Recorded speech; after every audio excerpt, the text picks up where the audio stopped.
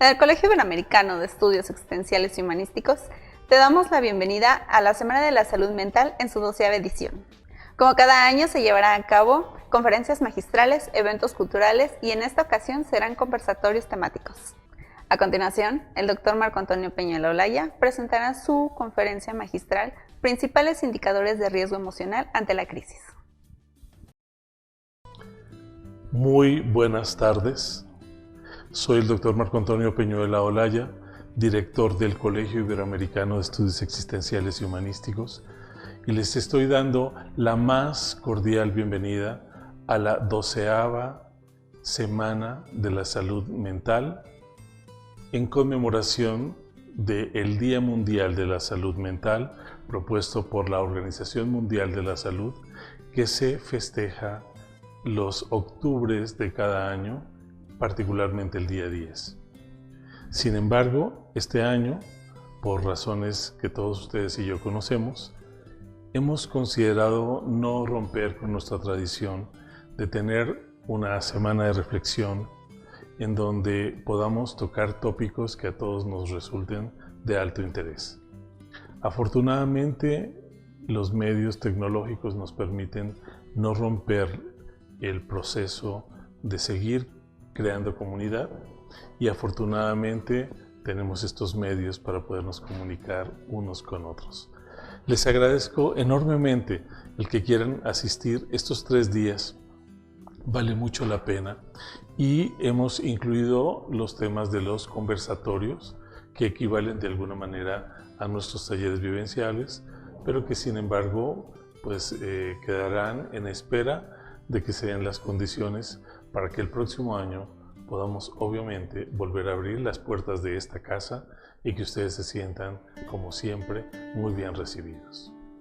Este año, la Organización Mundial de la Salud ha hecho muchísimo énfasis en el bienestar, en la importancia de que tengamos una salud integral, que no solamente sea no tener signos o síntomas, en este caso de SARS-CoV-2, en su infección de COVID-19, sino que podamos integrar a la persona y verla no solamente como un conjunto de signos y síntomas, sino que a su vez tiene posibilidades maravillosas a través de las cuales se puede realizar y puede colaborar a que muchos otros también tengamos un mundo a donde habitar y una esperanza por la cual trabajar todos los días.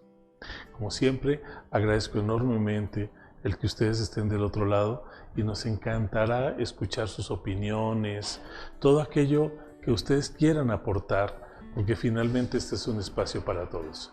Y este año particularmente he querido hacer una reflexión muy corta acerca de los principales indicadores de riesgo emocional ante la crisis, una búsqueda del equilibrio y la armonía de nuestro ser. ¿Por qué? Porque en este momento de alta desolación, en donde muchísimas personas están viviendo duelos, en donde muchísimas personas están teniendo momentos de enfermedad, de aislamiento, el pensar en cómo poder aprovechar estos diferentes fenómenos como el aislamiento, la pérdida de nuestros seres amados, la incapacidad que tenemos para podernos sentir seguros y confiados, sobre todo en los espacios abiertos, en los grupos comunitarios, pues es el momento de pensar en que necesitamos con prudencia, con responsabilidad y con mucha disposición empezar a integrarnos nuevamente a nuestros espacios sociales, los cuales son necesarios de abordar. Entonces, bueno, eso es estar vivos y eso es estar en condiciones de volver a empezar. Bien, el tiempo y sus razones, ¿no? Yo siempre he creído que vivir es construir más allá de las razones.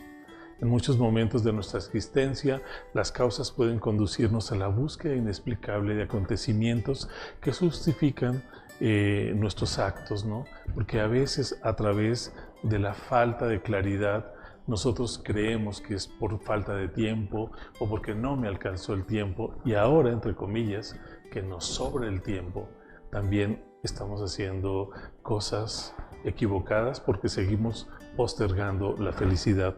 El tiempo, por lo tanto, considero que solo es un compañero de ruta que por momentos nos permite justificar incluso formas de ausentarnos de nosotros mismos.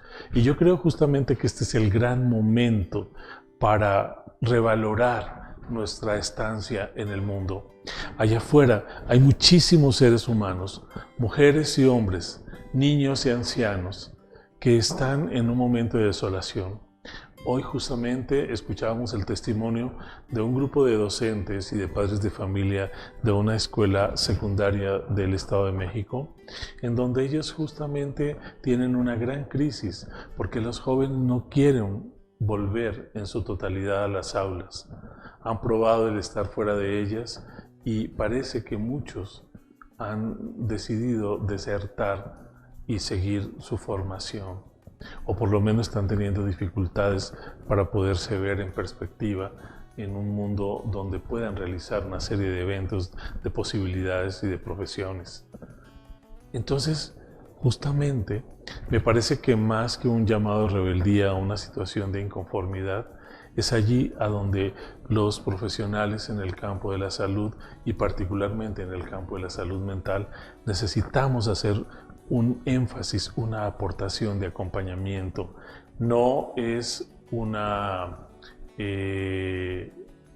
de cerebro o hacer proselitismo para que se queden en las aulas, porque cada uno de ellos tiene una historia y vale la pena escucharla. Entonces creo que si por el contrario hacemos un esfuerzo por motivar no solo a los jóvenes, sino también a sus familias, para crear espacios de diálogo, espacios de comprensión, y que ellos puedan ver la importancia que tiene el que estén preparados para la vida, ¿no? Esto es, sin lugar a dudas, lo más importante. Siempre he creído que es necesario conocer cuáles podrían ser algunos indicadores de riesgo que no son habituales y que por lo mismo no los alcanzamos a detectar. Pero con el paso de los años yo me he ido dando cuenta de que el ser humano en su búsqueda a veces se pierde en sí mismo. Y recuerdo aquello que decía el gran Mahatma Gandhi, ¿no? Cuando decía: el dolor y el terror nos hacen menos personas. En una sociedad donde el hombre vive a través del dolor y del terror, no hay manera de que avance, no hay manera de que transforme su mundo, no hay manera de que cambie su realidad. Y cabe, una vez más, la frase de Martin Luther King: no me angustia la maldad de la gente mala, me angustia la indiferencia de la gente buena. Entonces, uno de los principales o de los primeros indicadores de riesgo en estas épocas de crisis es justamente la falta de claridad. Yo considero que la claridad es un proceso a través del cual justamente vemos qué hay más allá de nosotros, hacia dónde queremos ir, en una relación de pareja, en una relación familiar, en una relación laboral. La claridad tiene un papel fundamental. ¿Por qué? Porque a veces pedimos lo que no sabemos que necesitamos y por lo tanto los otros o yo mismo no lo puedo conquistar, y esto incrementa mis condiciones de insatisfacción, de incertidumbre, ¿no? Muchas veces uno dice: es que ¿por qué no me dieron lo que yo necesitaba? Y cuando yo pregunto: ¿y qué era lo que necesitabas? Pues no sé, los padres tienen que saber lo que a los hijos les hace falta. Me parece que es una respuesta infantil y poco responsable. En las relaciones de pareja a veces uno dice: es que no me has dado lo que yo necesitaba, o no me diste lo que yo estaba esperando. Y cuando yo pregunto: ¿y qué estabas esperando?, la otra o el otro me dicen: pues no sé, que fueras más detallista, que fueras más amoroso, que te interesaras más en mí. Y viene la gran pregunta: ¿y por qué no me lo dijiste? Ah, porque yo estaba esperando que lo dijeras. Entonces nos gustaría casi casarnos o convivir con magos o con adivinas, porque de esta manera no tendría que esforzarme por entender qué es lo que yo necesito. Por lo mismo, la claridad se transparenta en nuestros actos y de esta manera encontramos rutas seguras para poder de alguna forma ver nuestros verdaderos frutos. ¿Qué es lo que a mí me parece que está ofertando mi árbol de la abundancia, mis condiciones personales? ¿Hasta dónde estoy seguro hacia dónde voy? ¿Estoy viendo realmente el objeto de mi esfuerzo de todos los días? Porque si no, somos como barcos de papel que vamos en el agua y nos movemos o nos dirigimos según el viento. Y justamente el ser humano es la especie que tiene la capacidad de poder tomar decisiones e incluso cambiar el rumbo de los ríos.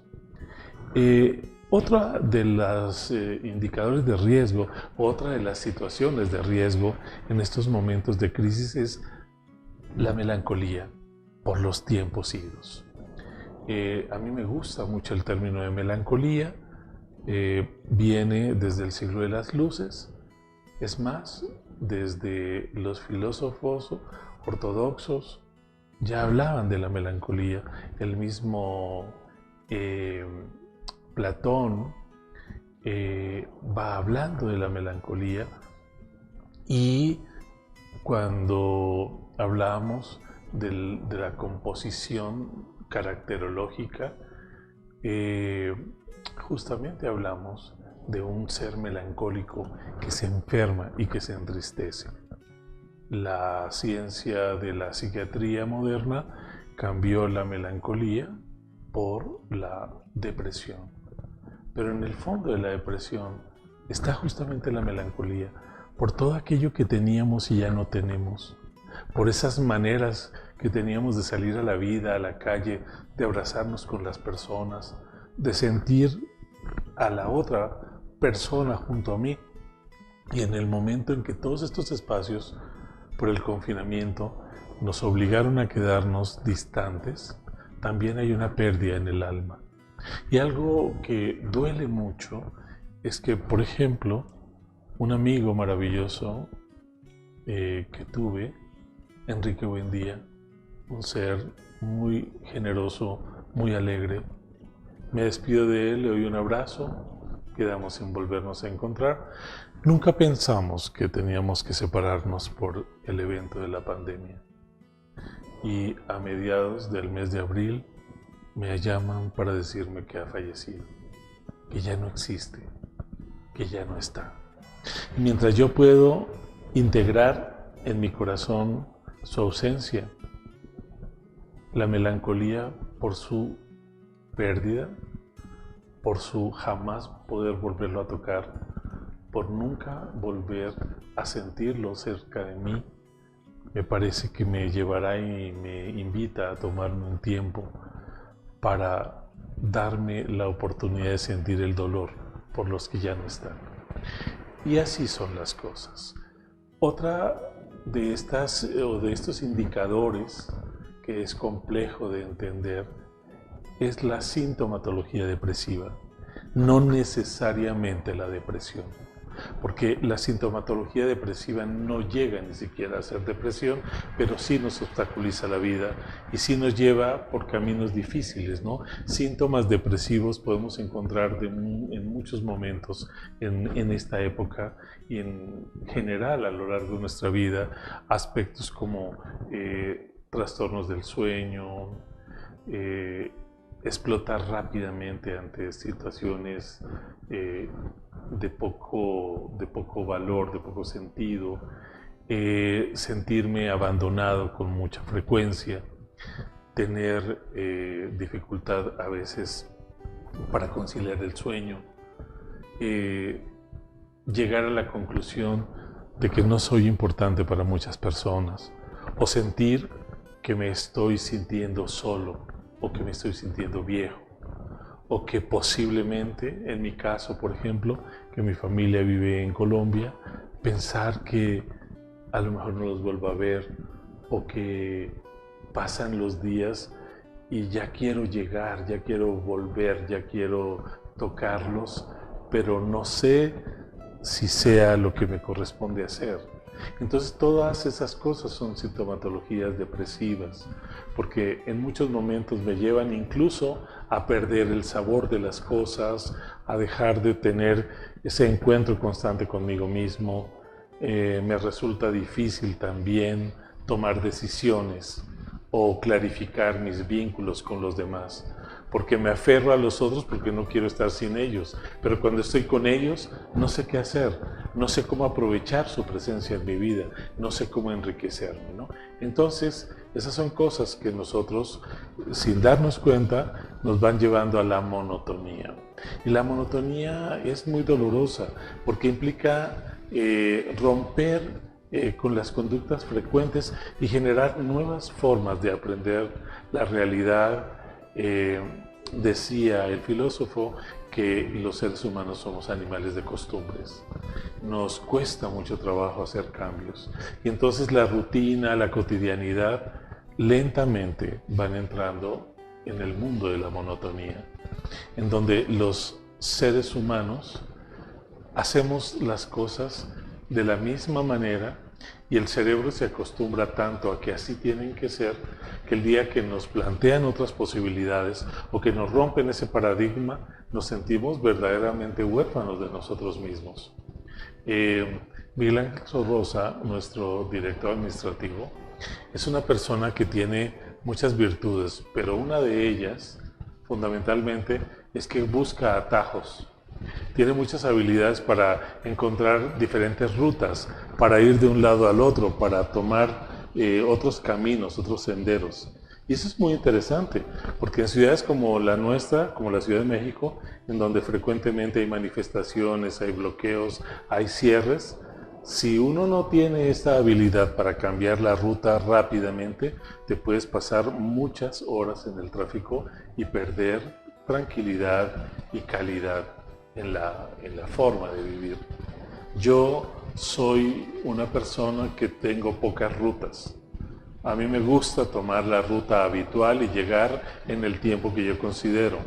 Entré a trabajar al Instituto Nacional de Perinatología y solamente me quedé 36 años. Y así sucesivamente, ¿no? Siempre de una forma buscando la seguridad, buscando la confianza, teniendo las cosas resueltas, y obviamente no es por ahí, porque entonces llega un momento en que la monotonía nos hace poco creativos, no nos deja tomar decisiones, no nos damos cuenta que incluso dejamos de ver el rostro de los otros, damos por hecho de que siempre van a estar ahí. Somos poco creativos, somos poco generosos. Nos hace creer que si cambio el paradigma puedo perder todo lo que tengo, ¿no? Y a veces me quedo en relaciones que no me educan, que no me transforman. Y justamente otro de los indicadores de riesgo en la crisis es empezar a experimentar el temor al cambio. Y el temor al cambio justamente viene porque salgo de mi zona de confort, porque dejo de hacer la rutina, porque dejo de tener todo lo que habitualmente tengo. Y entonces el cambio implica que incluso mi cerebro plantee la reconexión sináptica de otras zonas del cerebro. Mi paladar se puede ver enriquecido con otros sabores, con otras texturas, con otros incluso olores, ¿no? que van construyendo en mí una sabiduría culinaria, por ejemplo.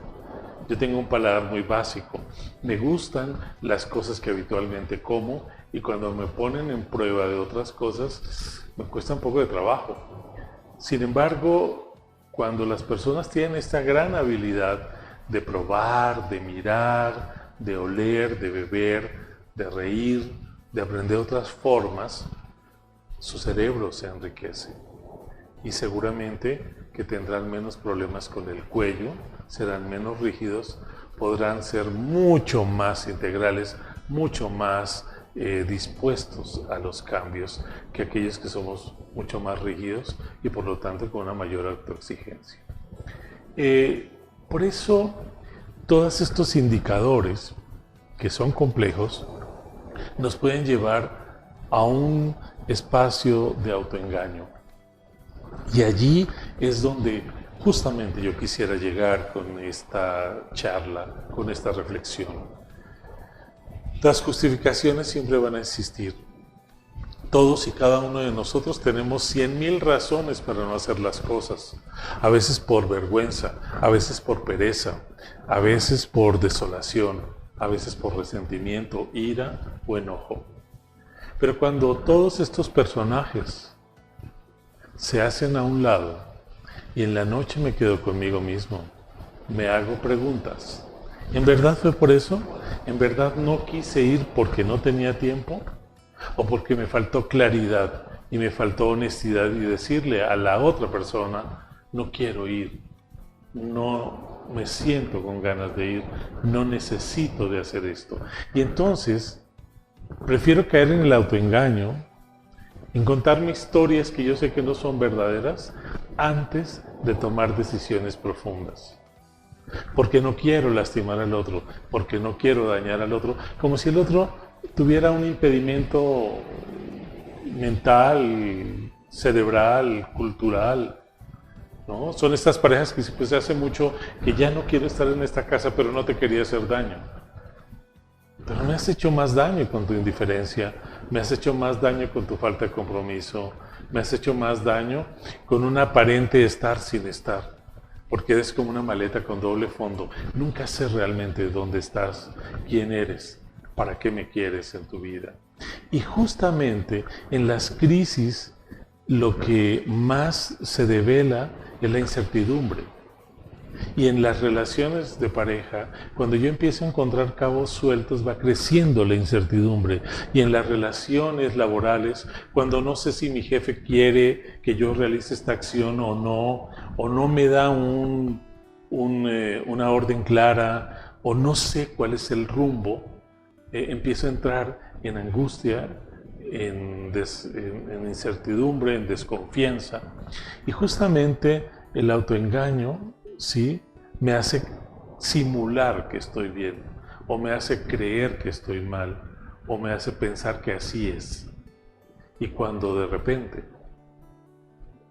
yo me develo ante mí mismo y me muestro todo aquello que no me hace sentir bien conmigo, que me está llevando a una pérdida de la autenticidad, a una pérdida del compromiso, a una pérdida de la alegría, entonces yo tendría que preguntarme de la manera más honesta, ¿me gusta estar aquí? ¿Estoy con la persona que quiero estar? ¿Hago lo que realmente me produce satisfacción? Y si yo no me doy respuesta a estas preguntas, empiezo a sintomatizar. Sí voy a trabajar, pero llego con dolor de estómago. Sí estoy en la relación, pero traigo dolor de cabeza constantemente. Sigo conviviendo con esta persona, pero traigo un dolor de cuello y un dolor de espalda que no me da tiempo de nada. Estoy empezando a resignarme, a quedarme en una relación donde no me siento bien, y la resignación en ese sentido es parte del autoengaño, porque es quemar mis esperanzas, mis expectativas, quemar mis propias naves y navegar en un océano de soledad, de conflicto, de desesperanza, en donde no me siento realmente visto, tomado, incluido. Pero nada de eso va a pasar si el primero que no se toma, que no se incluye, que no se respeta, soy yo mismo. Con gran facilidad, cuando algo no está en posibilidades o cuando tengo un acuerdo, una reunión, un compromiso con alguien y no me va a ser posible asistir o llegar, pues entonces tomo el teléfono y le digo, ¿sabes qué? Discúlpame, no me va a ser posible, lo cambiamos para otro día, te agradezco tu paciencia. No, somos muy amables con los demás. Pero ¿cuántas veces yo me postergo? ¿Y cuántas veces estando tranquilo digo, voy a hacer esto, o voy a ir a tal parte, o voy a organizar aquello, o voy a preparar este alimento, y de repente digo, ay no, mejor mañana. Y no me pido disculpas. ¿Por qué? Porque solo soy yo. Porque al fin y al cabo conmigo, ¿qué? Pero cuando yo me pospongo y cuando yo me autoagredo de esa manera, empiezo a hablar a través de los signos, de la hipertensión, de la gastritis, de la cefalea, de los síntomas, la inconformidad, el desapego. Empiezo a llegar tarde, empiezo a perder cosas, dejo de acordarme de las fechas importantes para nosotros. Ya no te pregunto cómo estás, solamente te digo ya llegué. Ya no te miro a los ojos, solamente dejo las llaves encima. ¿Por qué? Porque vivo en un mundo que no quiero, en una relación que no quiero. Y esto detona malestares, inconformidad, violencia. Y justamente la salud mental tiene que ver con eso, con buscar esa congruencia entre lo que pienso, entre lo que digo, entre lo que siento y entre lo que hago, ¿no? Pienso, digo, siento y hago. Es actuar en consecuencia con todas esas cosas, ¿no? Con todos esos caminos. Entonces, justamente, las crisis nos llevan a tomar decisiones. Por eso me parece vital dejar de esperar. ¿Como a quién espero? ¿Como para quién guardo esta ropa si no es para mí, si no me la pongo ahora? ¿Para quién guardo el bonito plato, la copa de cristal que tengo en casa? Si no es para que yo la pueda disfrutar y sentirme reconocido por mí. Cuando la persona deja entonces que sea el tiempo el que tome decisiones o las circunstancias, ¿no? Como decía el gran Pablo Milanés, si así no hubiera sido, yo habría seguido jugando a hacerte feliz. Y no bastaba que me entendieras y que murieras por mí. Porque yo quería que fueran las circunstancias las que resolvieran el problema. Y no quería hacerme cargo de mi vida, de mi soledad, de mi tristeza, de mi inconformidad. Entonces, cuando la persona deja de esperar, los ojos se nublan y cesa la búsqueda, impidiendo mostrar nuevos bríos para retomar el camino. Esperar es saber que hay algo para mí, es mostrar el corazón sin el temor a ser lastimado y emprender nuevos proyectos y nuevas búsquedas. La esperanza requiere fuerza y disposición. Sin ello sería muy difícil retomar nuestra condición humana después de los tiempos de distanciamiento y del abandono en el que muchos hemos tenido que tomar decisiones. Es sentir que nuestros muertos nos llevaron con ellos y ya no hay camino de retorno. Es aquí donde tenemos que hacernos de templanza para no dejarnos desesperar, para no permitir que el miedo y la ausencia nos quiten el deseo de seguir en la vida, porque no hay retorno.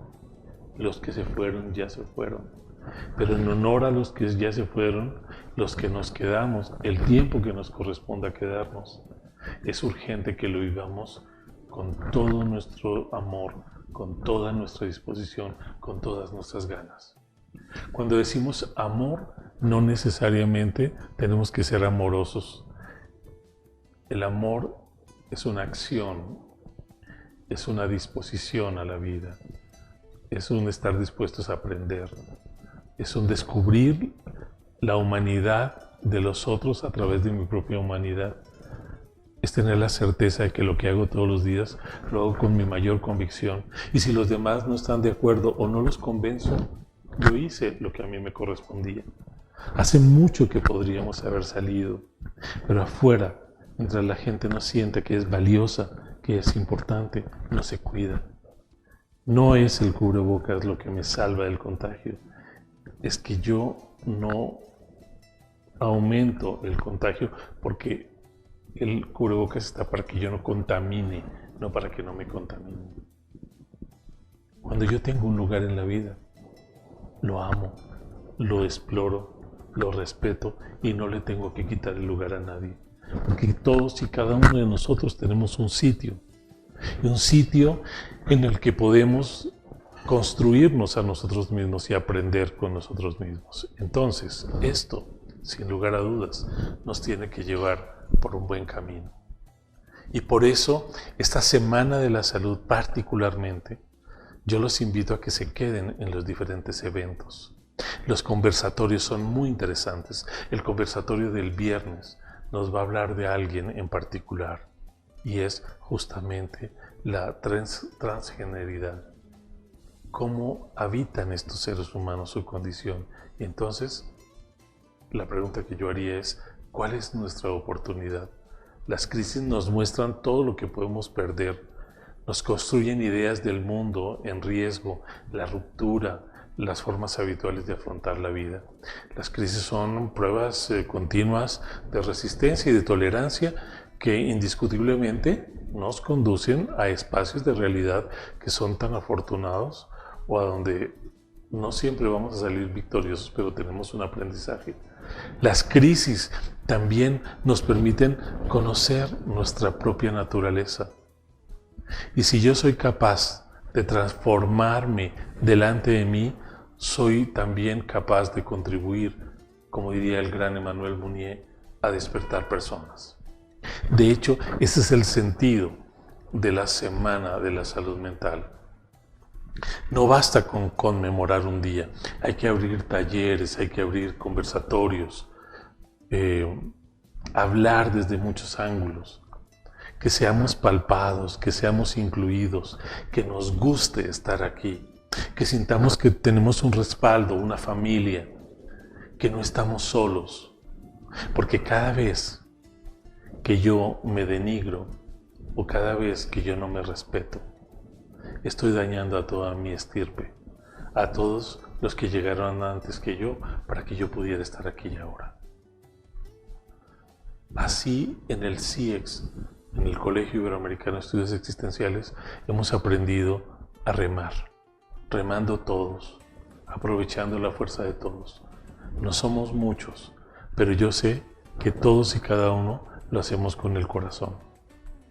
Y esto es lo que hoy nos ha permitido, a pesar de esta crisis, estar con ustedes, estar creando espacios, estar resolviendo con nuestros recursos lo que necesitamos para ustedes y para nosotros.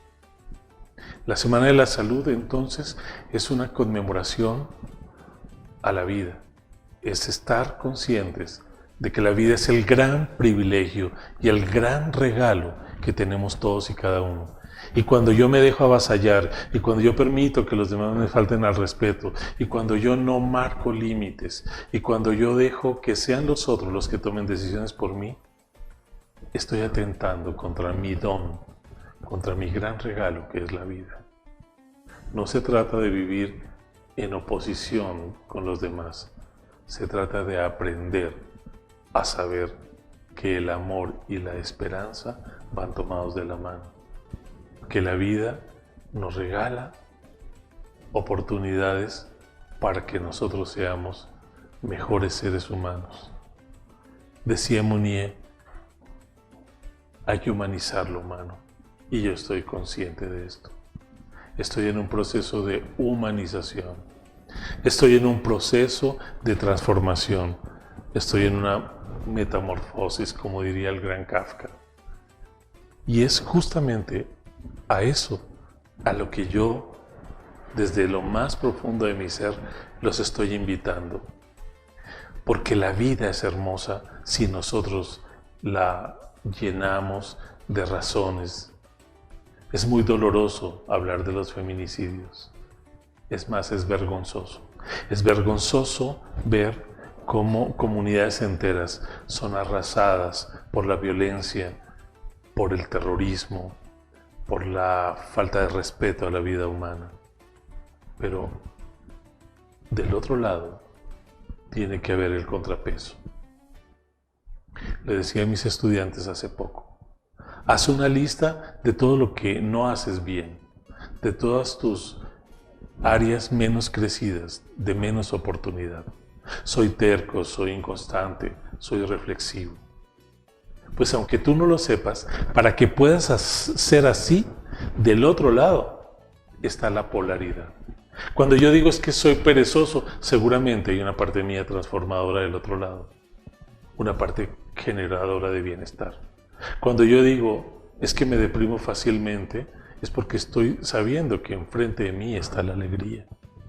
Entonces de nada sirve que yo todo el tiempo quiera solamente ver la polaridad armonizante, generadora de bienestar, hermosa, si no asumo que del otro lado también hay partes de Marco Antonio que están en la sombra. Y a lo mejor eso que yo no alcanzo a ver es muy evidente para los demás. Decía el doctor Carl Jung, la luz que nos da la sombra. Por eso, en la medida en que yo voy conociendo mis polaridades, y así como soy amoroso, generoso, creativo, hay días que puedo ser poco asertivo, que puedo ser indiferente, que puedo ser incluso violento. Y el saber que yo puedo ser todo eso me hace conocerme más y ser más benevolente con los otros. Porque cuando el otro se equivoca, cuando el otro no da, lejos de juzgarlo y de convertirme en un juez implacable y decirle, porque tú no puedes, porque tú no lo hiciste, yo digo, yo también a veces no soy asertivo. En ocasiones soy violento. A veces me hace falta energía.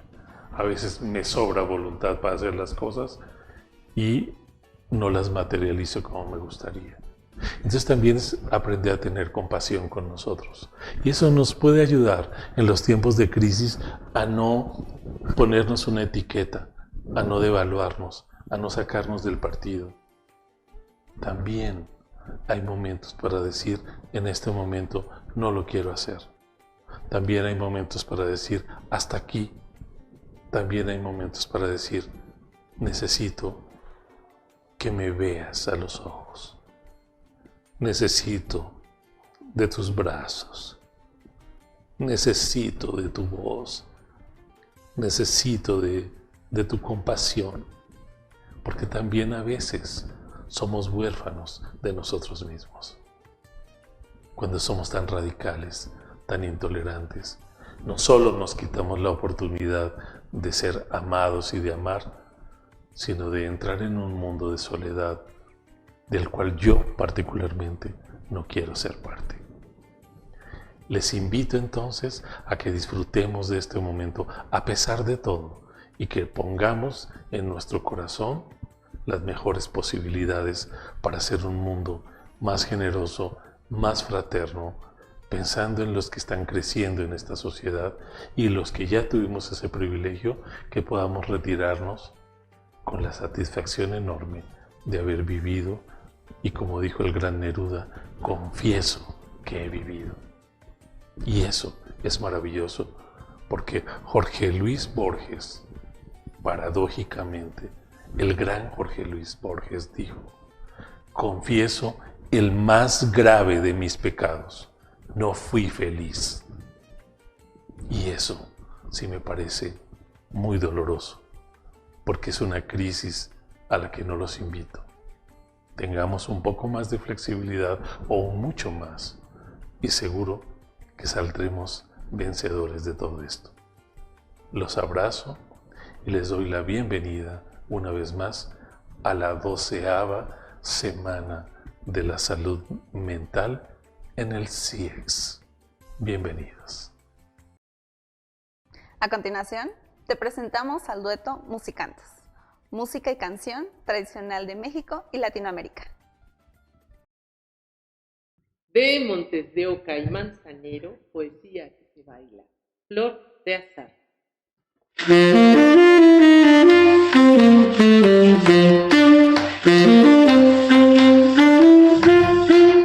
Me gusta porque llevas en la boca el gusto de maduras frescas, porque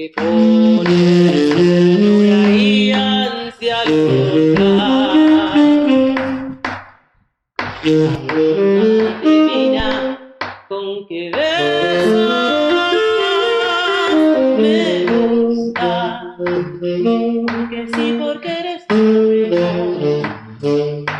porque eres flor de azahar en primavera, porque la gloria de tu boca linda los besos tienen canción de hoguera.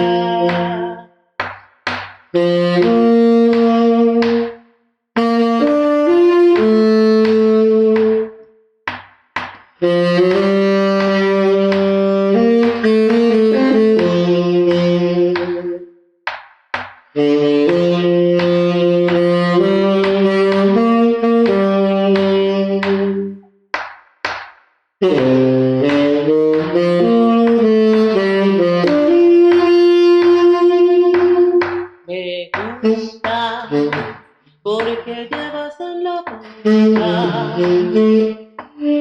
el coco, linda de maduras fresas, porque pones ternura y ansia loca, la forma divina con que besas me gustas, porque sí, porque eres bueno, porque eres flor de azahar en primavera, porque la gloria de tu boca linda los besos tienen atracción de hoguera.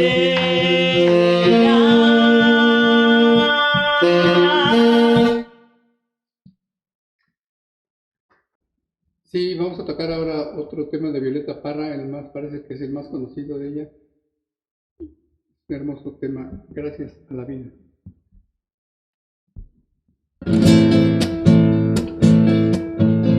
Gracias a la vida que me ha dado tanto, me dio dos luceros que cuando los abro, perfecto distingo lo negro del blanco y en el alto cielo su fondo estrellado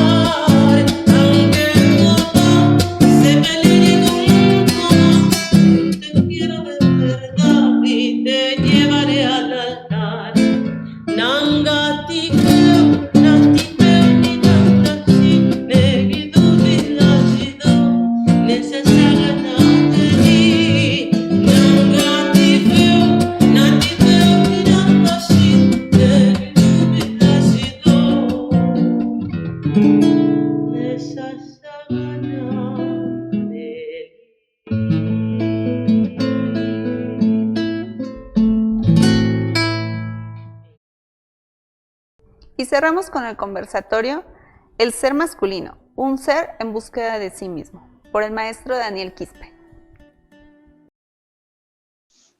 Muy bien, muy buenas noches, compañeros. Olmo, José Luis, les doy la bienvenida. Yo soy Daniel Quispe Ramírez, para las personas que están viendo esta transmisión, las personas que están viendo este video, la Semana de la Salud para el Colegio Iberoamericano de Estudios Existenciales y Humanistas, el CIEX. Y bueno, pues una cordial bienvenida a todas las personas que nos están mirando y por supuesto darle la bienvenida a Olmo Canales, antropólogo, y José Luis Rodríguez, psicólogo.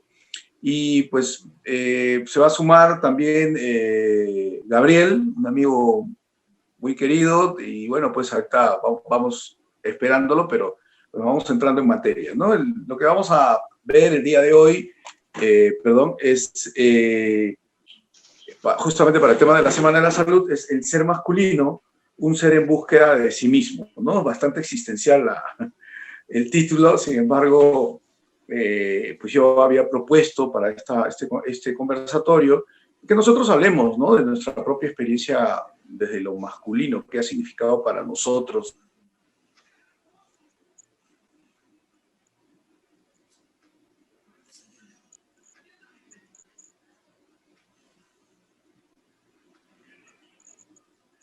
¿Lo perdimos? Creo que sí. ¿Sí me escuchan? Se Ya. perdió. Hola, Se perdió la pregunta. hola, ¿sí me escuchan? Se perdió lo último que dijiste, no lo escuchamos.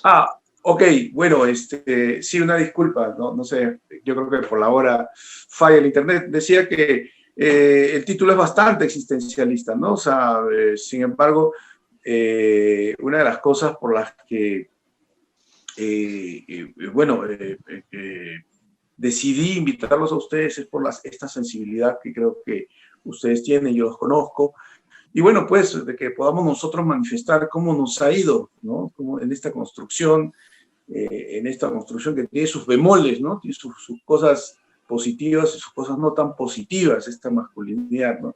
Y bueno, pues que podamos conversar, vamos a ver qué surge de esto. Quisiera pues que se presenten. Olmo, si quieres presentarte. Hola, buenas noches. Agradecido por la invitación del colega Daniel Quispe, al cual lo conocimos hace unos 3, 4 años en un proyecto. Y bueno, yo soy Olmo Canales y soy antropólogo social. Y bueno, pues he trabajado en diversos campos y me he especializado pues en la justicia comunitaria en el estado de Guerrero. Y a raíz de ahí, pues, me incorporé a un proyecto sobre violencia y salud mental y también trabajo el tema de la política de drogas y más específicamente con el asunto que tiene que ver con la cannabis, pero bueno, también me interesa mucho el tema de la heroína. Y bueno, pues en Guerrero es un lugar en donde ocurren estos fenómenos sociales, ¿no? De que, pues bueno, gran parte de su población pues se ha incorporado a estas actividades de la producción y trasiego de estas sustancias.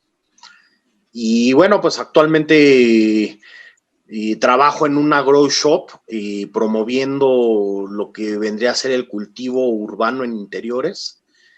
Y sobre todo creemos que los usuarios de cannabis, pues al cultivar su propia flor, pues se desvinculan de las redes de tráfico y lógicamente pues no aportan recursos económicos pues a los cárteles que mueven estas sustancias. Entonces, bueno, por lo menos con el cannabis, y hoy en día pues soy activista en este tema, impulsor de que se hablen de estos temas. Y bueno, pues a breve, me gusta mucho la fotografía y bueno, pues la música también. Esa es como mi presentación de manera breve.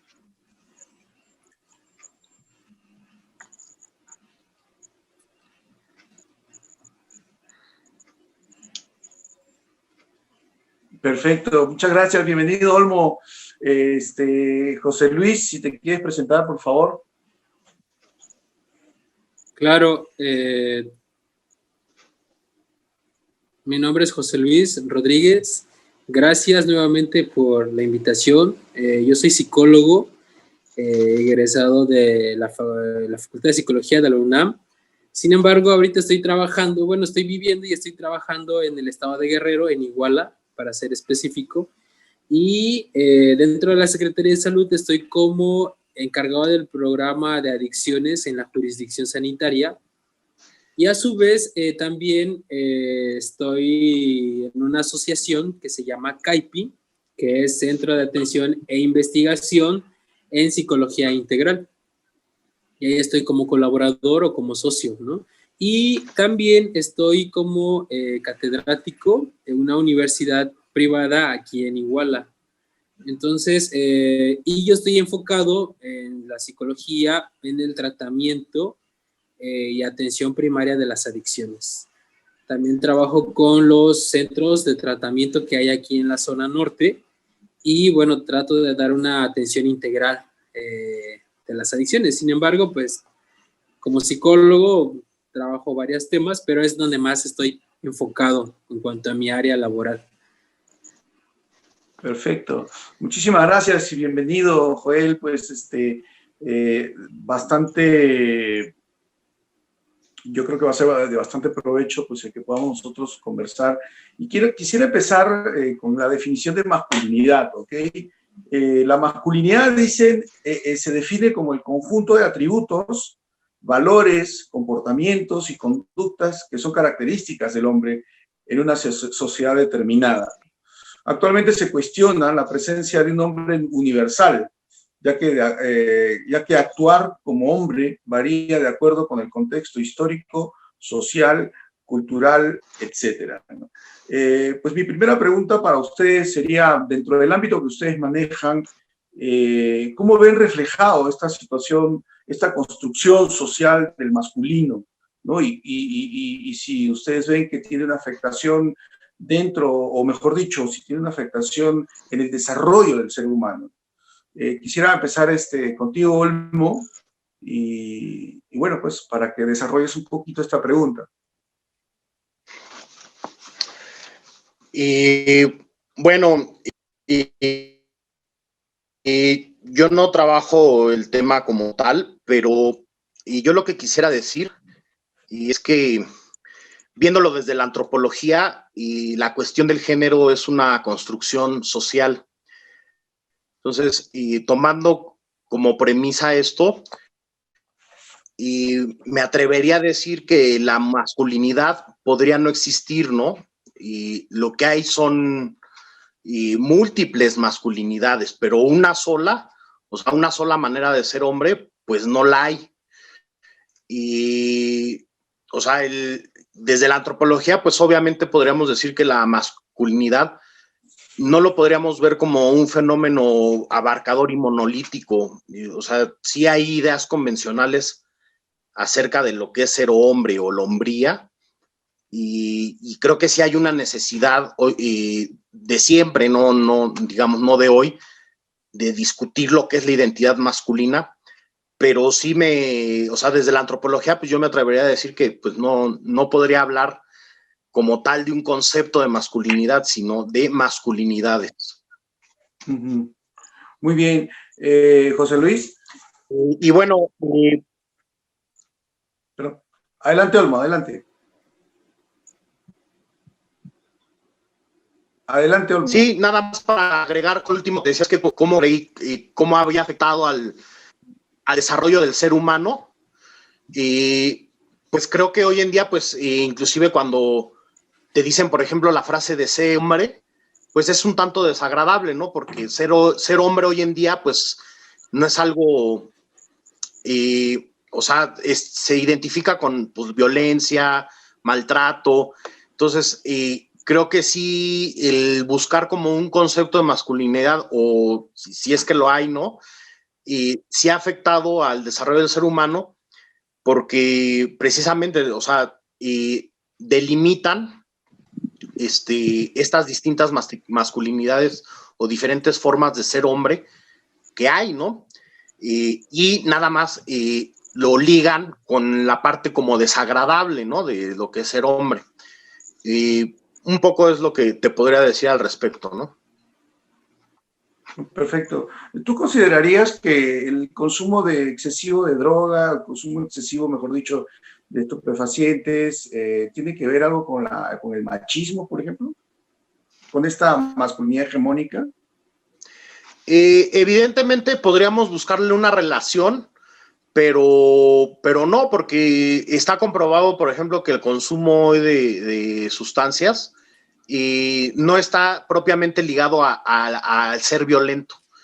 Y lo mismo se podría decir con esto, ¿no? De que el hombre, hoy en día, por ejemplo, hay algunas instituciones en donde dicen que el consumo, por ejemplo, de alcohol y otras sustancias se ha incrementado en la población femenina, ¿no? Más que en los hombres. Entonces, bueno, sí, bajo un estereotipo, sí es considerado que pues, el hombre pues, es más propenso a consumir particularmente alcohol, ¿no? Y otras sustancias, pero hoy en día creo que quien ha sufrido un incremento sustancial en el consumo es la población femenina. No te tengo bien el dato, pero si quieres luego te lo investigo. Claro que sí, Olmo, muchas gracias. Y bueno, en el mismo tenor, José Luis, perdón, desde tu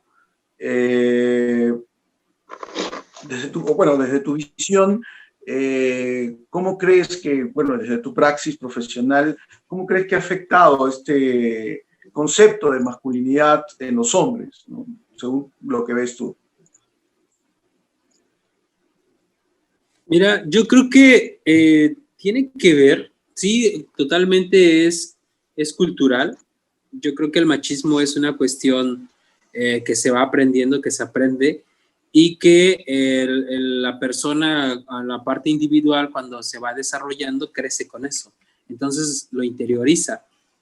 Ha cambiado, yo creo que se está modificando. Tal cual cambio, yo creo que todavía no, como sociedad y como parte individual de la persona, está modificando.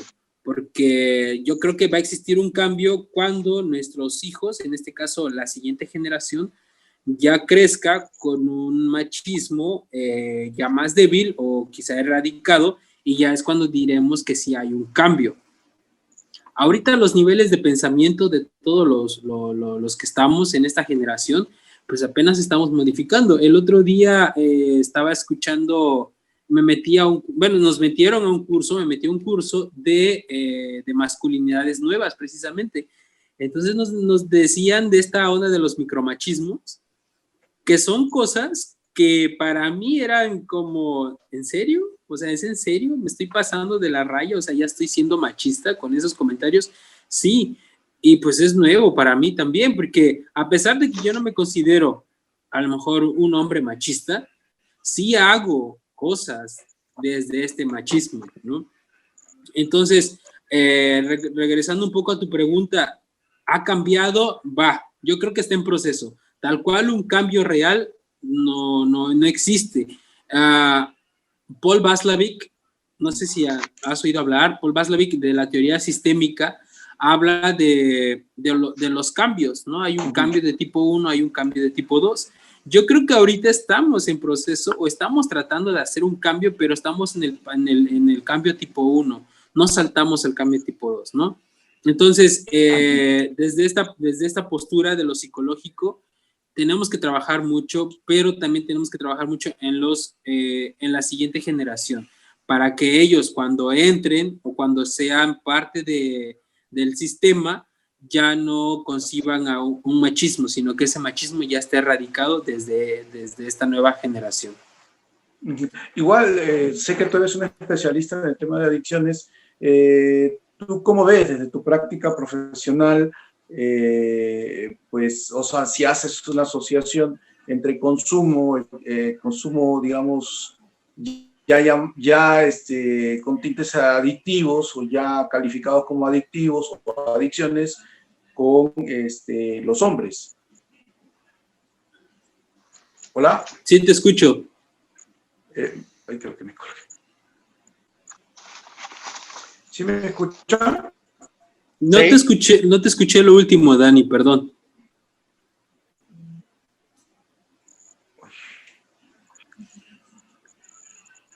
Hola, hola.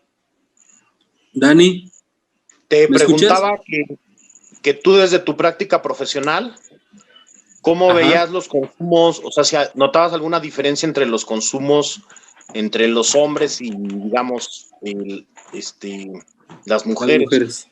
Ajá.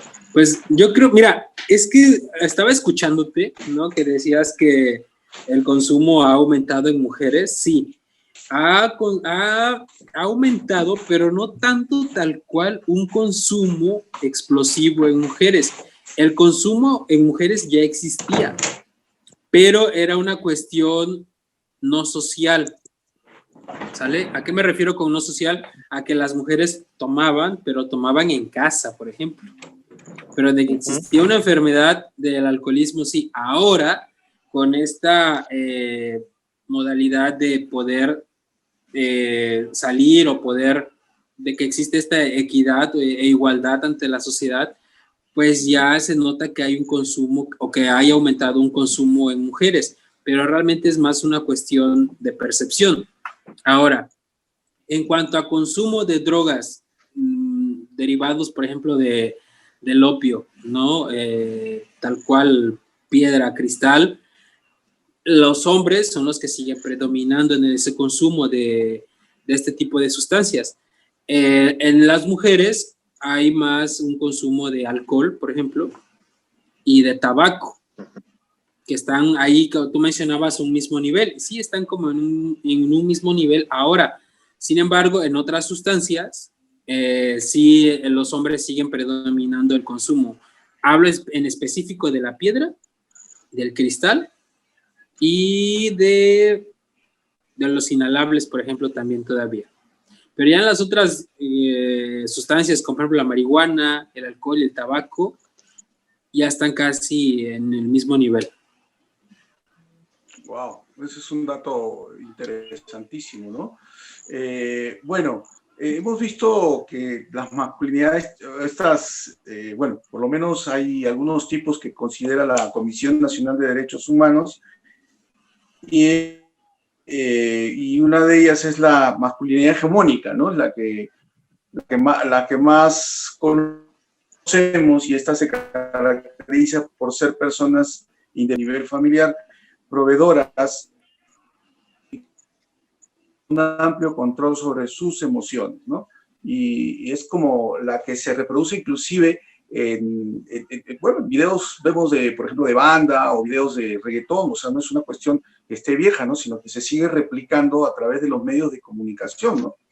Entonces,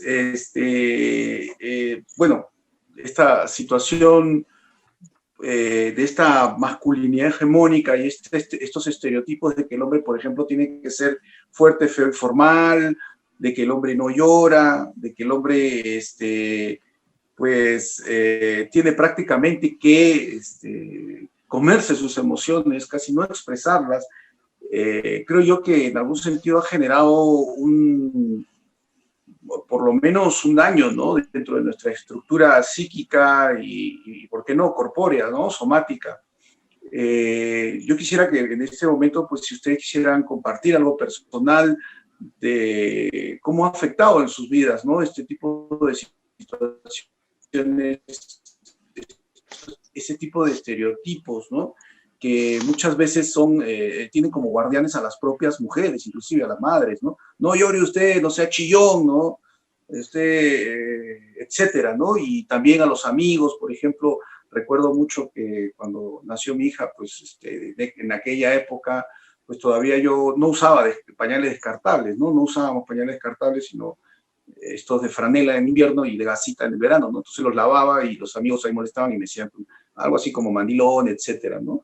Entonces, quisiera saber a lo largo de su vida, de su niñez, su juventud, adolescencia, juventud o ahora, ¿cómo afecta a este tipo de masculinidad hegemónica o la que en algún sentido está estereotipada en sus vidas, ¿no? No sé, Olmo, si quieres contestar esto.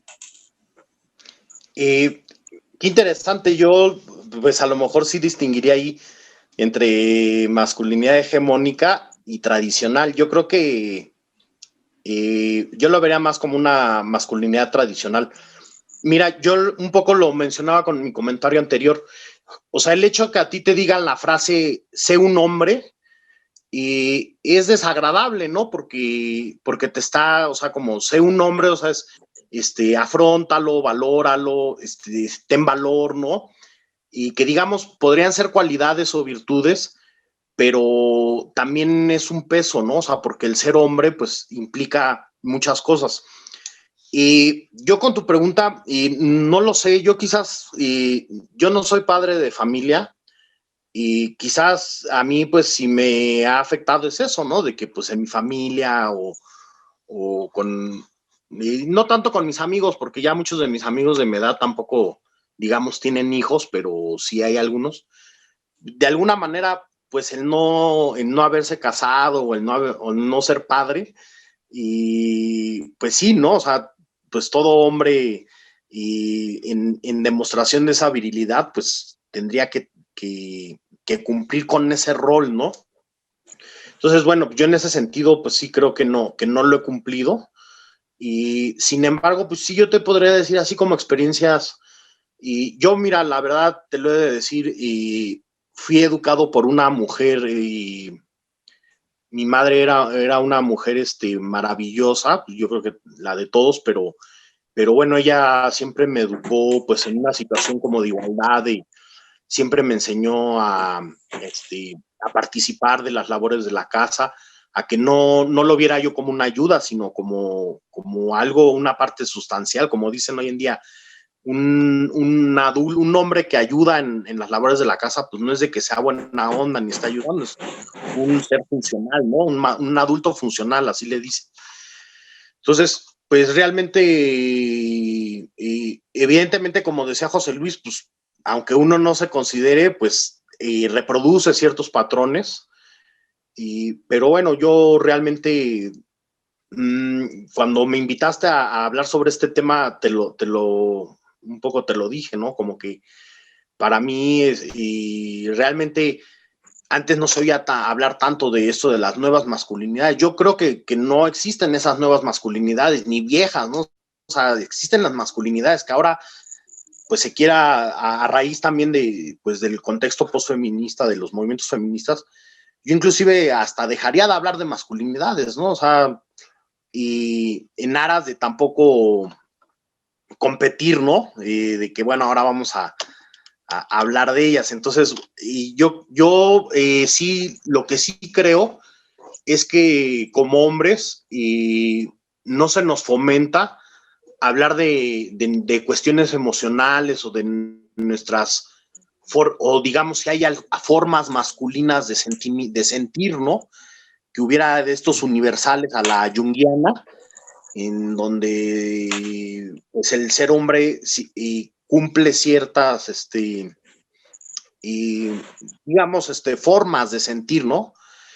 Y yo lo que creo que sí, a lo mejor nos podría afectar un poco, y más en la sociedad mexicana, pues es de que sí, en la escuela o en la sociedad misma, y pues digamos, cuando llegan los rituales de paso, ¿no? O sea, nosotros y ahí sí, pues te ves de alguna manera influenciado, ¿no? Por lo que puede hacer tu contexto social, ¿no? Y histórico, cultural. Y bueno, pues hay cierto, en todas las sociedades, pues los hombres, las mujeres, pues cumplen roles. Y entonces sí, pues hay en esta sociedad, digamos, patriarcal, hegemónica, y pues sí hay ritos fundamentales que es ser hombre, ¿no? Y, por ejemplo, nosotros tenemos 15 años, ¿no? Y no, y pues sí, a lo mejor cuando un hombre pues se va a estar con una pareja, pues se hace fiesta con los amigos, no sé, hay situaciones sociales que sí nos ponen en ese entredicho, entre lo que es ser hombre y ser tu propio forma de ser hombre, ¿no?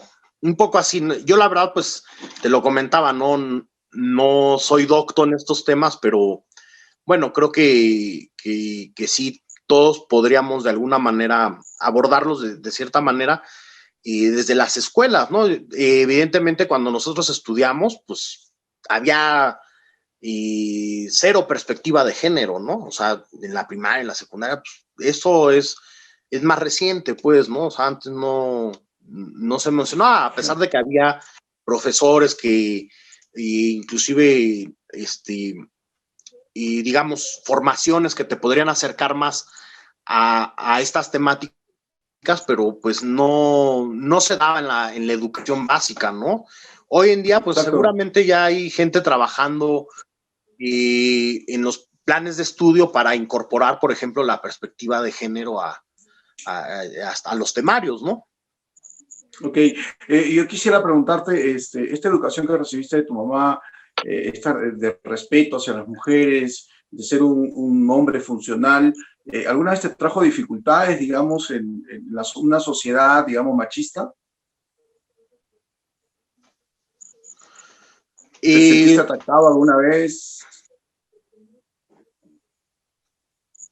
No, bueno, te digo, a pesar de que digamos, yo digo que me trató de educar de una manera en que fuera un ser humano bueno para la sociedad. Pues sí, por ejemplo, me acuerdo que me decía una frase que me decía que a las mujeres no se les tocaba con el pétalo de una rosa, ¿no? Y que viéndolo hoy en día podría ser algo machista, ¿no? O sea, porque a las mujeres no se les toca con nada, ¿no? Ni con el pétalo de una rosa. Entonces, pero bueno, pues, problemas para relacionarme con mujeres, pues quizás que eso, ¿no? Que nunca me puso como un estereotipo de lo que era ser hombre. Y pues hoy en día, pues a lo mejor por eso sigo soltero, ¿no? No lo sé, la verdad, Claro. no lo sé, y con otros hombres, pues no, o sea, realmente yo tampoco he sido como muy peleonero ni competitivo con otros hombres, ¿no? Entonces, y quizás ahí, pues sí contribuyó mucho mi mamá a esta formación, pero hoy en día, bueno, que uno pues ve lo que está pasando en nuestra sociedad con, pues por ejemplo, con los grupos de mujeres que se manifiestan, que siguen pues siendo violentadas, ¿no? Y por ejemplo, el año pasado tuve la oportunidad para la ONU trabajar en una iniciativa que se llama Spotlight, no sé si la conocen, que se está implementando en 4 estados, ¿no? Que es, bueno, en ciudades de 4 estados, que es Ciudad Juárez, Chilpancingo, y Ciudad de México y Ecatepec, que son las ciudades que pues tienen índices altos de violencia, de feminicidios. Y pues tú lo ves, ¿no? En un año, o sea, antes eran 9 mujeres al día, hoy en día creo que por ahí vamos de las 11 feminicidios al día. Y evidentemente esta realidad social tan lacerante que vivimos día a día, pues sí nos hace cuestionarnos, ¿no? Porque sí está comprobado que pues, los hombres pues, son los principales violentadores, ¿no? De la mujer. No el único, pero sí es el principal. Y entonces, bueno, ahí sí tendríamos que, y quizás desde mi ámbito de la antropología, pues sí tendría que empezar a indagar sobre si realmente existen esos universales en todas las sociedades de lo que es ser hombre, y si el hombre tiene por naturaleza, digamos, o por testosterona, como lo dicen, y digamos una predisposición a un tipo particular de comportamiento que a la larga tiende a ser agresivo, pues eso está por verse, o sea, no se ha demostrado, pero pues bueno, y la biología también impone, ¿no? Y yo creo que hoy en día sí hay una necesidad de discutir acerca de lo que es la identidad masculina y bueno, pues diferenciar muy bien, ¿no? De lo que es el sexo, el género, la identidad masculina y bueno, por ahí hay algunas teóricas, por ejemplo, Marcela Lagarde, creo que tiene un libro muy bueno que se llama La construcción social del género, yo creo que es básico, ¿no? Porque también te hace entender que, bueno, pues es una construcción social al fin y al cabo, ¿no? Y puede cambiar de acuerdo al tipo particular de sociedad que estés tratando. Pero bueno, por ejemplo, hoy en día te podríamos decir que tú que eres de Perú, pues la sociedad peruana pues también es similar a la mexicana y es igual el machismo o peor, ¿no? No sé, tú me dirás, ¿no? Tú que digamos, puedes comparar, ¿no? Y tú me podrás decir que es muy similar, ¿no? O sea, el machismo que se vive en el resto de Latinoamérica a lo que se vive en México. Y quizás los europeos no sean tan machistas, pero los europeos que son machistas son más cabrones que los machistas latinoamericanos que pues todavía son romanticones en algunos sentidos, ¿no? Claro, sí. Son más desgraciados, a pesar de que son sociedades que no son machistas. Exacto. Sí, justamente ahorita no nos adelantemos porque sí me gustaría, bueno, ya estás entrando en una materia muy interesante que es como dijiste, y bueno, yo ahorita lo voy a retomar, que bueno, pues recibiste una educación, pero que a pesar de eso, pues sí te has dado cuenta que sí has tenido actitudes como, o pensamientos que ahora se catalogan como machistas, ¿no? Aquello de que no tocar a la mujer con el pétalo de una rosa. Entonces, bueno, ahorita voy a retomar esa pregunta. ¿Dónde estamos los hombres ahora, no? O sea, y qué significa, cuál es el nuevo reto para nosotros, porque efectivamente en Europa ya tiene un camino andado y ya tienen sus propias dificultades con toda esta cuestión, pues, de la equidad de género, ¿no? Ya se presentan nuevos retos, ¿no? Y bueno, pues porque yendo un poco en rigor de lo que es el tema, que es el ser masculino y ese ser en búsqueda de sí mismo, ¿no? O sea, ¿dónde vamos a estar? Claro, el norte es la equidad, ¿no? O sea, el objetivo es la equidad. ¿Y qué nos toca, no? En lo biológico, porque decías muy bien tú, pues que tenemos un grado de testosterona pues alto que nos lleva a una agresividad. Entonces sí, pero sí quisiera, al margen de que todavía esto se descubra o se diga o ya haya una opinión, de repente, pues que surja a partir de una investigación. Sin embargo, esto, repito, lo voy a dejar, esta pregunta, la voy adelantando para que la vayan pensando. Pero quisiera hablar preguntarte, José Luis. Hola, José Luis. Hola. Para continuar, ¿no? O sea, un poco sí, Dani. Sí, ¿me escucha, José Luis? Sí, claro que sí. No sí, quería preguntarte justamente a ti, bueno, igual, en lo personal, que esa era la pregunta, ¿no? ¿Sientes que te ha afectado esta cuestión de este machismo hegemónico, este machismo estereotipado de los hombres? Pues prácticamente se nos relegaba a no tener emociones, no expresar llanto, de pronto pues solamente tener una respuesta o dos respuestas frente a la vida, enojarse o pelear, ¿no? Pareciera que eso era lo único que nos quedaba, sino pues teníamos el repudio, ¿no? Tanto hasta de nuestros propios padres, ¿no? Si te pegan, pégale más, ¿no? Cosas como esa. ¿Tú crees que tu vida, o si quieres tú manifestar algo que sea significativo de tu vida y que crees que ha afectado tu ser, ¿no? Tu ser esencial,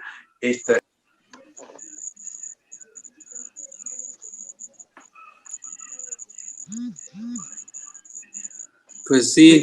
Bueno, ¿me escuchaste? Sí, te escuché. Pues mira, la verdad es que yo crecí en un ambiente muy diferente. Yo crecí en una comunidad indígena, en donde mis primeros 10 años yo los viví en una comunidad indígena, 11, y mi mamá era madre soltera. Entonces fue una cuestión pues difícil desde un principio, porque pues en una comunidad indígena el machismo está más marcado aún. Hablaba Olmo ahorita de algunas cuestiones, pero desde con una concepción, pues no sé, urbana, ¿no? Donde están más modernizados constantemente o están recibiendo información nueva. pero en una comunidad indígena sí es más marcado. A mí me tocó vivir, crecer en los años 90, en donde, pues sí, mi comunidad sí era muy machista, o es todavía, ya no tanto, porque ya hay un destape poco a poco de generación, pero en mi época cuando crecí, sí. Entonces mi mamá era madre soltera, entonces era muy marcado eso. Entonces mi madre me enseña a no ser machista, ¿no? A aceptar que yo no vivía con mi papá, pero eso no quería decir que fuera malo. Entonces me enseña esta cuestión de hacer, por ejemplo, los labores de la casa, me enseña de decirme, ¿sabes qué? Tienes que ayudarme porque no hay quien me ayude, ¿no? Entonces yo lo empecé a ver como algo normal, aunque había casas a donde yo iba, a la casa de mis amiguitos, ¿no? Que la mamá era la que, pues, preparaba todo, limpiaba todo, servía todo. Incluso yo le llegaba a decir a mi mamá, oye, mamá, ¿tú por qué no eres como tal señora, no? Porque la señora le prepara todo a su hijo, hace todo el quehacer, ya la tiene lista, la comida y todo ese tipo de cosas, ¿no? Entonces yo le decía, ¿por qué no eres como ellas, no? Yo quiero tener una mamá así que me atienda.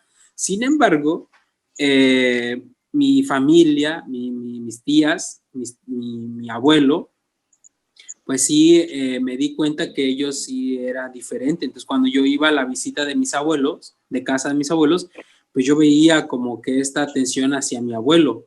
Yo veía como a él se sentaba y todas las hijas le servían, le preguntaban, papá esto, papá lo otro, y el papá, ¿no? Y las hijas a su alrededor. Entonces, empecé a notar ese cambio de actitud, incluso con la de mi mamá, ¿no? Yo decía, ¿por qué a mí no me atienden así? Pero a su papá sí lo atiende. Entonces, y fíjate, para mi fortuna, no sé cómo llamarlo, yo tenía un amigo, un amiguito, un mejor amigo, que su mamá sí era muy marcado el machismo, pero el niño, o en este caso mi amigo, como que no quería aceptarlo, no quería aceptar esa atención. Entonces, él era como muy, no lo hagas, mamá, yo lo voy a hacer, ¿no? Entonces, yo aprendo mucho de esas dos partes, tanto de mi madre como mamá, y que me estaba enseñando a ser un hijo, a ser un humano, pero a su vez tenía un amigo que era un poco más grande que yo. A su vez tenía un amigo que él estaba en contra de todo este machismo, ¿no? Entonces era muy divertido porque en mi casa mi mamá me trataba de enseñar a ser equitativo, pero a su vez de consentirme y eso, pero con mi amigo era la otra parte. Entonces yo crezco con esta dualidad, ¿no? Yo crezco con esta dualidad en donde digo, yo debo de apoyar en los quehaceres de la casa, pero también quiero que alguien me consienta, ¿no? Quiero que alguien me cuide, me mime. Y sí, en cuanto a la expresión de emociones, yo creo que sí, es un trabajo bastante difícil. En México yo creo que es muy difícil porque nos enseñan precisamente a los hombres a no llorar, a no expresar emociones. E incluso yo que crecí a lo mejor sin una figura paterna tal cual, marcada, me costaba mucho trabajo expresar esa emoción. Muy difícil decir lo que yo quería. Yo creo que por eso en algún momento me decidí a estudiar psicología, ¿no? para entender algunas cosas. Dicen todos, ¿no? Pero bueno, nunca las entiendes. Entonces, conforme vas creciendo, te vas dando cuenta de que sí vives en una sociedad machista y que sí te enseñan. Los juegos de los niños es de golpes, es de contacto, es de ofenderte, ¿no? O sea, si te quieren ofender, ¿qué te dicen? Eres Daniela, ¿no? Es como que te cambian el género, ¿no? Entonces, te querían ofender y te decían así, a ver tú, Josefa, ¿no? O sea, como que te estaban ofendiendo.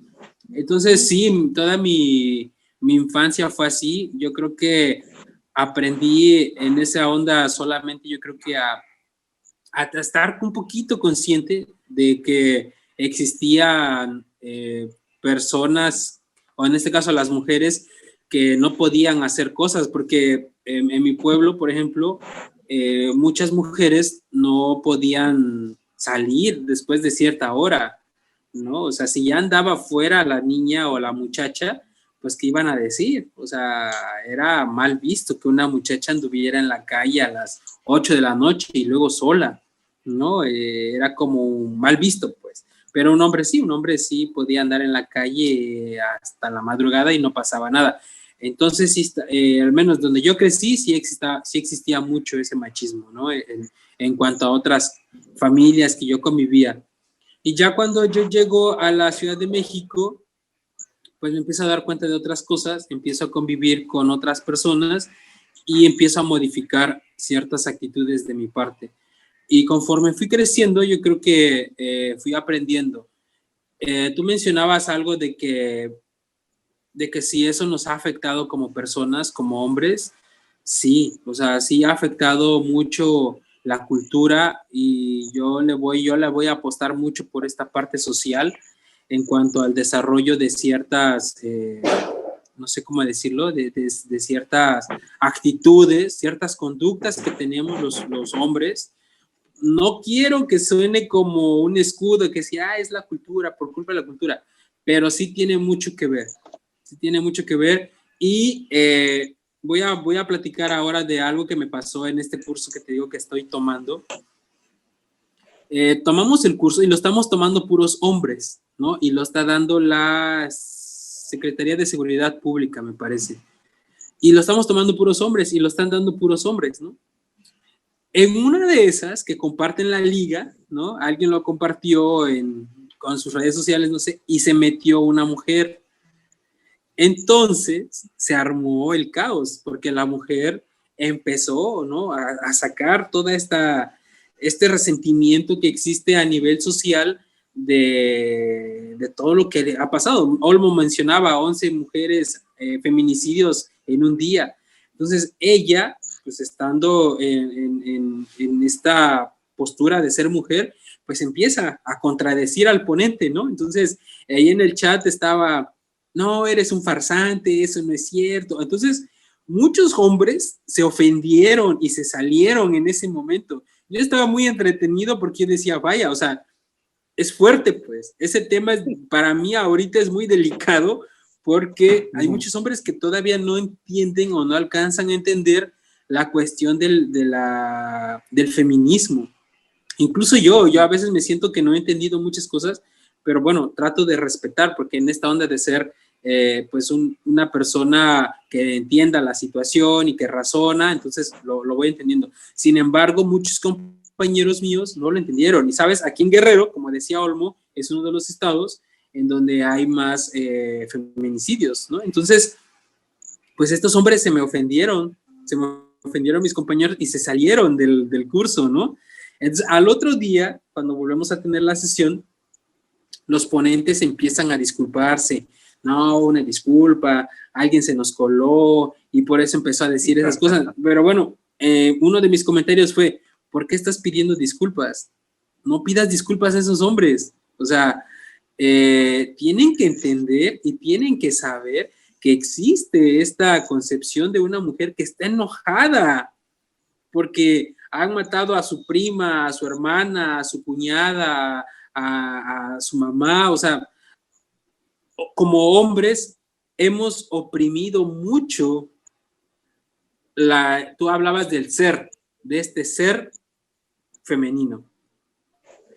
Y yo entiendo y trato de entender que las mujeres están pues, muy enojadas y lo expresan de una forma que a lo mejor nos ponemos muy duros, pues no saben modular esa emoción, pero pues es una emoción muy fuerte. Incluso como hombres nos cuesta trabajo modular las emociones, porque controlarlas está muy difícil, entonces prefiero usar el término modular. Y a mí se me hizo como de más que les pidieran disculpas, pero bueno, ahí cuando te das cuenta que la sociedad todavía le cuesta mucho trabajo entender el feminismo o la feminidad, ¿no? Como una persona.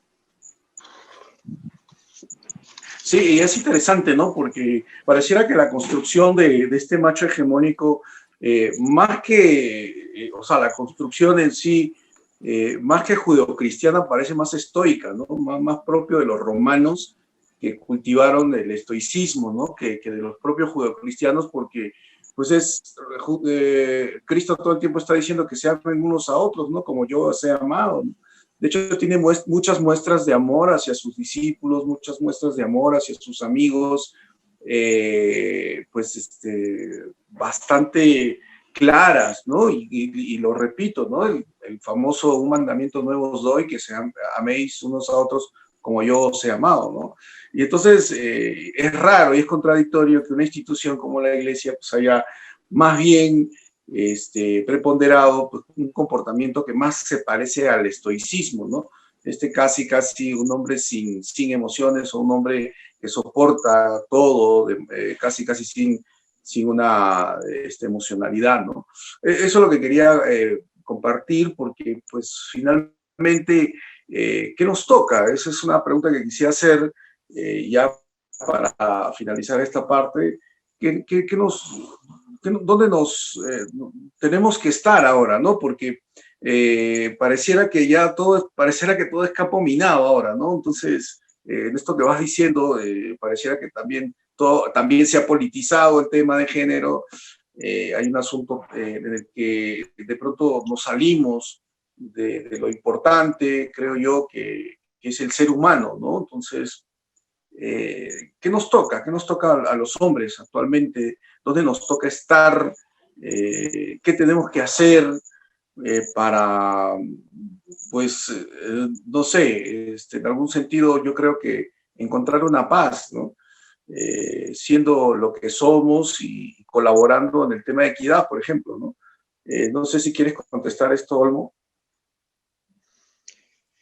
Y pues la verdad no sabría bien qué contestar, pero bueno, hay una persona que ahora estuve leyendo hoy en la mañana, Robert Bly, y él habla de pues digamos, una unidad semántica que lo llama el profundo masculino.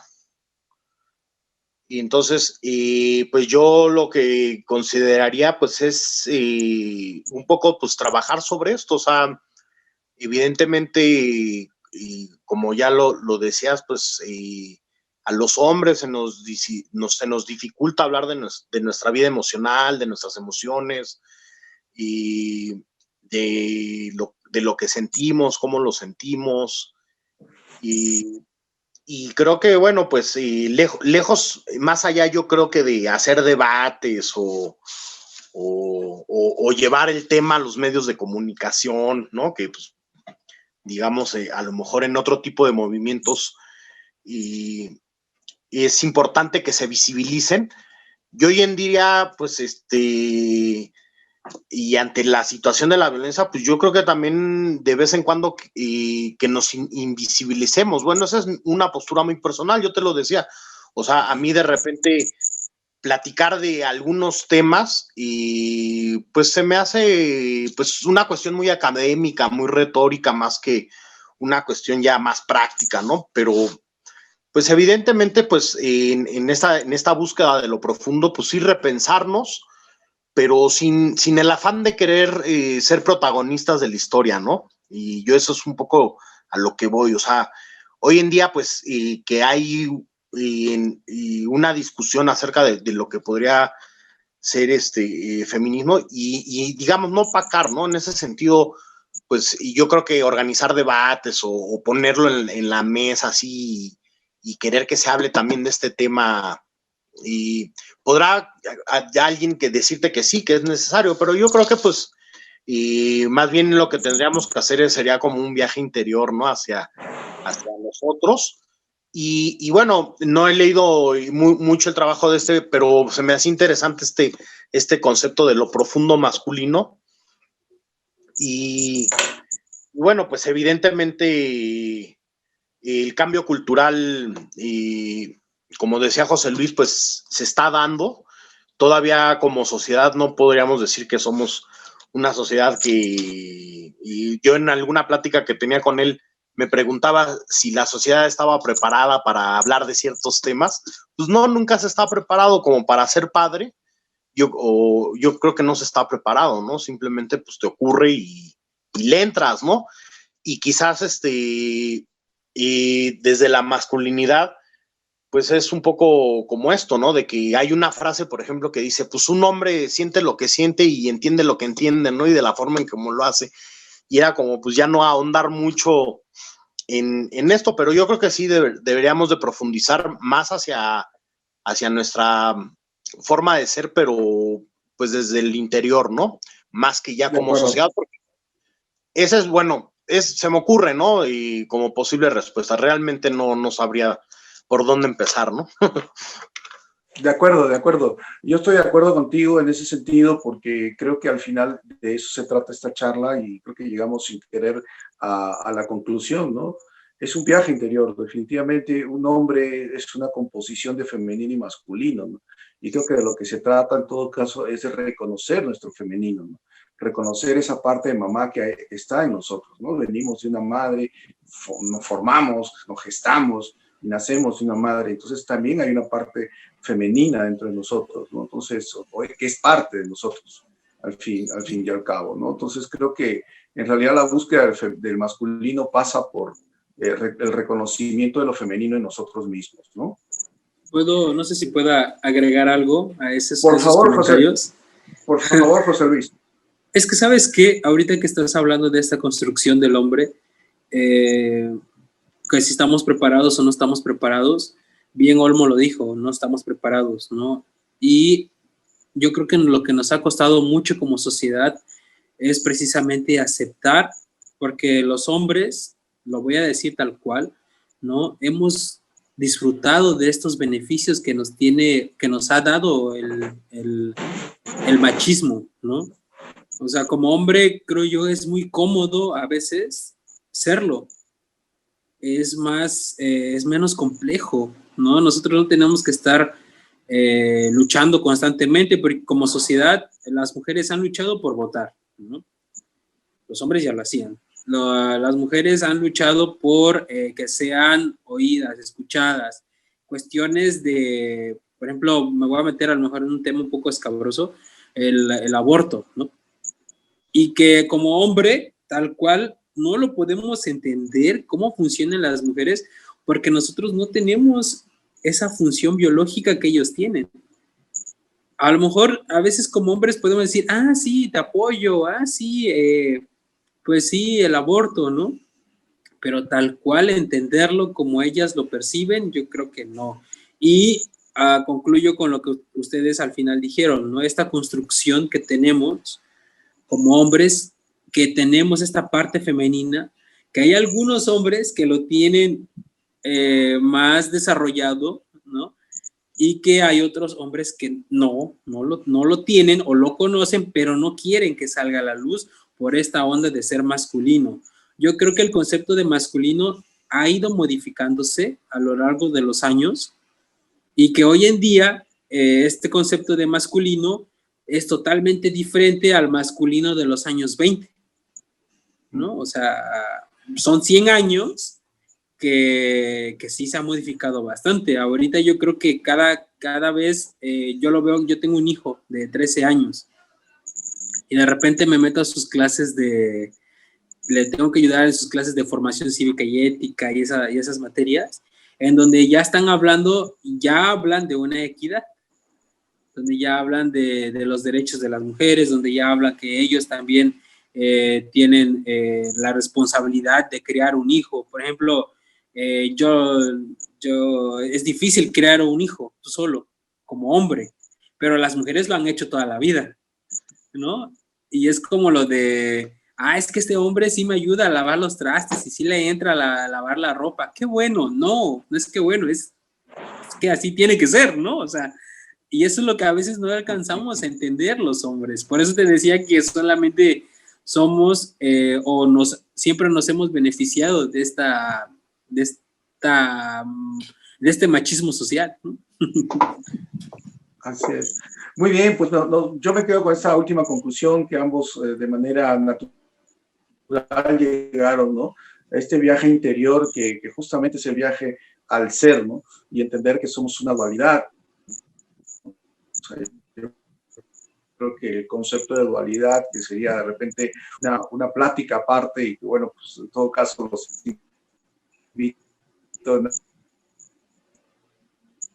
momento que podamos tenerla, presentaciones del género humano, y bueno, pues estos conceptos de dualidad, como el ometeo, el yin-yang, etcétera, el Perú, la chacana, yo creo que están en uno mismo, no somos una dualidad, y el reconocerlo, ¿no? Reconocerlo, la grandeza de lo femenino, la grandeza de lo masculino en mí, ¿no?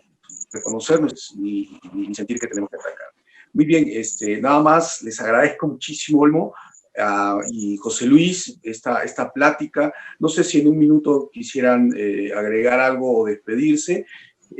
Bueno, pues el tema da para más. Hemos tratado de hacerlo lo mejor posible para las personas que nos están viendo en esta Semana de Salud del Colegio Iberoamericano de Estudios Existenciales y Humanistas. En un minuto quisieran hacer una despedida o agregar algo, y despedida a la vez. Olmo, vamos a empezar contigo. Fue un gusto, yo creo que pues parte de platicar pues es seguir aprendiendo y aprender de distintas visiones, y yo un poco pues es lo que charlamos. O sea, yo creo que hoy en día pues no se puede hablar de una masculinidad uniforme, sino hay muchas masculinidades, diversas formas de ser hombre, y hoy en día pues tendríamos que abrirnos un poco más a esta diversidad de pensamiento. Y yo creo que la antropología pues es una gran herramienta que nos permite pues precisamente ponerse como en la visión de los otros y tratar de entenderlos, comprenderlos, y bueno, en este sentido pues y yo creo que hoy en día pues yo he aprendido mucho al escucharlos, y espero que bueno que este video pues llegue con un mensaje pues a quien lo vea, donde bueno pues evidentemente hoy en día pues nos ha tratado como de dividir, ¿no?, entre los que platican de un tema y otro tema, y yo creo que de lo que se trata es de esa dualidad, ¿no?, de otra vez recuperar ese masculino femenino, y para de alguna manera aprovechar esa libertad que tenemos todavía y nuestro actuar sea más benéfico, ¿no?, para la sociedad. Y yo pues simplemente quisiera lanzar una pregunta a la reflexión, y es: ¿qué cosas de la educación hacen a un hombre y para que se lleven tarea a casa? Listo, muy bien. Está ahí la pregunta de Olmo, y muchísimas gracias para la reflexión. Muchísimas gracias, Olmo. José Luis, tus palabras finales. Tenemos un minuto más y ya para concluir. Bueno, pues muchas gracias por invitarme. Gracias, Daniel. Siempre es un gusto hablar con ustedes, Olmo.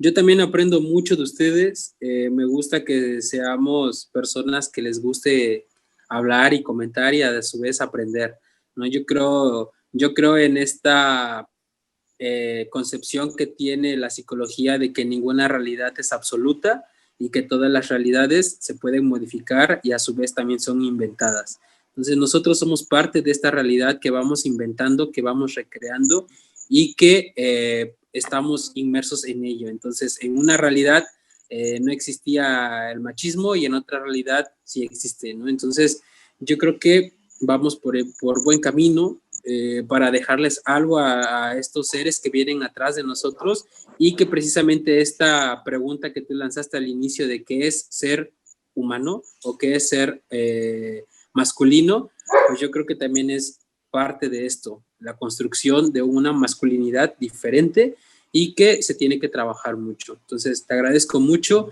y pues de mi parte sería todo. Listo, muchísimas gracias a los dos. Y bueno, pues ya de esta manera damos por concluida este conversatorio, invitándolos pues a hablar de otros, de este tema que es amplio y de otros en un futuro cercano. Muchísimas gracias y muy buenas noches a los dos. Pues les mando un abrazo de corazón. Nos vemos prontito. Gracias por haber presenciado el primer día de la Semana de la Salud Mental. Recuerda suscribirte y darle clic a la campanita para que no te pierdas ninguno de nuestros contenidos. Hasta la próxima.